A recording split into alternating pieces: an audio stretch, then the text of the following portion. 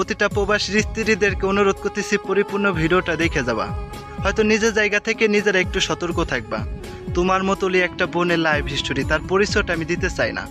সেই মানুষটার কান্না দেখে হয়তো ভিডিওটা প্রয়োজন মনে করলাম যে মানুষ হয়তো সতর্ক থাকুক। দেখো, তোমরা কিন্তু প্রত্যেকটা মানুষ স্বামীর সাথে কথা বলার কারণে হাতের অ্যান্ড্রয়েড ফোনটা চালাও, একটা ফোন চালাও, তবে ফোনের মাধ্যমে কিন্তু অনেক মানুষের সাথে তোমরা পরিচিত হয়ে থাকো অনলাইনের মাধ্যমে। তবে এই অনলাইনের পরিচিত হওয়ার মাধ্যমে একটা সময় তোমার জীবনে কালবৈশাখী ঝড় চলে আসবে। হয়তো তোমার দেওর, হয়তো পাড়া প্রতিবেশীর কারোর সাথে তুমি সময় পাস করতে যাও, কারো মায়ে পড়ে যাও, কারোর সাথে সম্পর্কতে জড়িয়ে যাও।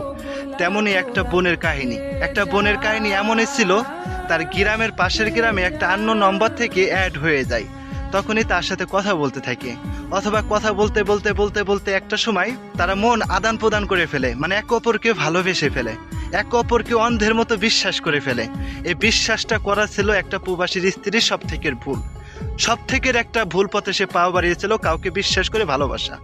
তবে যাই হোক, যখন নাকি ভালোবেসে ফেলেছে তখন ওই অবিবাহিত ছেলেটা ছিল অবিবাহিত ছেলেটা বলে যে দেখো, আমার না তোমাকে খুব কাছে পেতে ইচ্ছা করে, আমার না তোমাকে ছুঁয়ে দেখার অনেক স্বাদ উপভোগ করতে ইচ্ছা করে।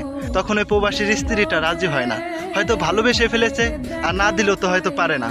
তখন হয়তো তার কথা মতো সে বলে যে আচ্ছা ঠিক আছে, তুমি একটা সময় বাঁচো, তুমি কোথায় নিয়ে যাবে? তখন অবিবাহিত ছেলেটা বলে যে তোমাকে নিয়ে আমি একটা জায়গায় ঘুরতে যাব। যখন নাকি ঘোরার কথা বলে ওই উপবাসীর স্ত্রীকে ঘর থেকে বের করলো, তখন একটা বাসায় সে নিয়ে গেল। কোথায় নিয়ে গেল? সে তার বন্ধুর বাসায় নিয়ে গেল। বন্ধুর বাসায় যখন ওই ছেলেটা নিয়ে গেল, অবিবাহিত ছেলেটা প্রবাসীর স্ত্রীকে, তখন ওই বন্ধুর বাসায় তার সাথে অনৈতিক কিছু কাজ করলো। করার পরে সে ভিডিও ধারণ করলো। ভিডিওটা এমনভাবে ধারণ করা ছিল সে বুঝতেই পারে না যে আমার এইগুলা ভিডিও করতেছে।